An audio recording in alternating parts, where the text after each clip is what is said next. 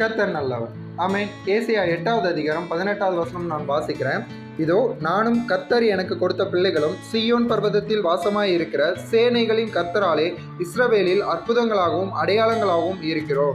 இங்க தேவனுடைய பிள்ளைகளை குறித்து தான் சொல்லப்பட்டிருக்குது. அதாவது தேவனுடைய பிள்ளைகளா இருக்கிற நம்ம தேவனுடைய சமூகத்துல அற்புதங்களாகவும் அடையாளங்களாகவும் இருப்போம் அப்படின்னு. எதனால நம்ம அற்புதமா இருப்போம் அடையாளமா இருப்போம் அப்படின்னு கேட்டா, நான் ஒரு சில காரியங்கள் சொல்லுகிறேன். நம்ம அந்த உலகத்துல இருக்கிற நாட்கள்ல அந்த உலகத்துல இருந்து நம்மளுக்கு நெருக்கம் வரும், போராட்டம் வரும், துன்பம் வரும். இது எல்லாமே நம்ம ஃபேஸ் பண்ண தான் செய்யணும்.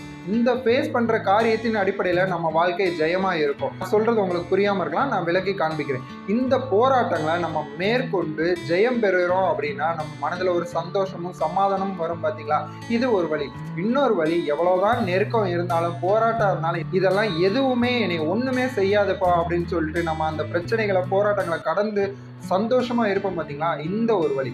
இந்த ரெண்டு வழியை சூஸ் பண்றவங்களோட வாழ்க்கை சீயோன் பர்வதத்துல அற்புதங்களாகவும் அடையாளங்களாகவும் இருக்கும் அப்படின்னு தான் சொல்லப்பட்டிருக்கு. சரி, இந்த ரெண்டு வழியும் சூஸ் பண்றவங்க எப்படிப்பட்டவங்களா இருப்பாங்க அப்படின்னு கேட்டா, முற்றிலுமா தேவனை சார்ந்து இருக்கிறவங்களா இருப்பாங்க. தேவனுடைய வார்த்தையை நம்புகிறவங்களா இருப்பாங்க.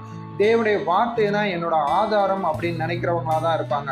அப்படிப்பட்டவங்களால தான் இந்த உலகத்துல அற்புதங்களாகவும் அடையாளங்களாகவும் இருக்க முடியும். ஒரு பிரச்சனை, ஒரு சோதனை, ஒரு நெருக்கம் வந்தோட துவண்டு போகிறவங்களால அற்புதங்களாக இருக்க முடியாது. ஏன் அப்படின்னா, அவங்க தேவனை சார்ந்து இல்லை, உலகத்தை சார்ந்து இருக்கிறதுனால தான் அவங்களால ஜெயமா வாழ முடியல. இது எதன் அடிப்படையில் நான் சொல்கிறேன்னா, வேதத்துல இயேசு தன்னுடைய சீஷர்களோட படகுல பிரயாணம் பண்ணும் பொழுது காற்றும் கடலும் கொந்தளித்தது. இயேசு எந்திரிச்சு அந்த புயல் காற்றை அதட்டினார், அமைதல் உண்டாச்சு அப்படின்னு சொல்லப்பட்டிருக்கல. இது பிரச்சனையை மேற்கொண்டு ஜெயம் பெறுகிறது.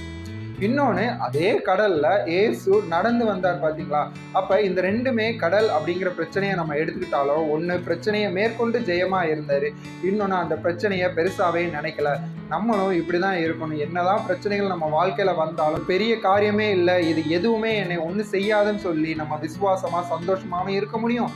அந்த பிரச்சனைகளையும் போராட்டங்களையும் நம்ம மேற்கொண்டு ஜெயத்தோடு சந்தோஷமா வாழவும் முடியும். இன்னைக்கு தேவன் இதுதான் உங்களுக்கு சொல்லுகிறார். நான் உன்னை அற்புதமாகவும் அடையாளமும் வைத்திருக்கிறேன். உன் வாழ்க்கை நிறைவா இருக்கும். எந்த ஒரு இயற்கை சூழ்நிலையும் உன்னை மேற்கொள்ளாது அப்படின்னு தேவன் சொல்கிறார். அதற்கு சாட்சி தான் கர்த்தருடைய பர்வதத்தில் நீங்க அற்புதங்களாகவும் அடையாளங்களாகவும் இருப்பீங்க அப்படின்னு ஏசாயா தீர்க்கதரிசி சொல்கிறார். இந்த வார்த்தை உங்களுக்கு பிரயோஜனமா இருந்திருக்கும் நான் விசுவாசிக்கிறேன். நீங்க சோர்ந்து போய் துவண்டு போய் இருக்கிறவங்க கிடையாது. சீயோன் பர்வதத்தில் வாசமாய் இருக்கிற கர்த்தராலே நீங்க அற்புதங்களாகவும் அடையாளங்களாகவும் இருப்பீங்க. இந்த வார்த்தையை விசுவாசிங்க. இந்த வார்த்தையை கொண்டு கர்த்தர் உங்களை ஆசீர்வதிப்பாராக. ஆமென்.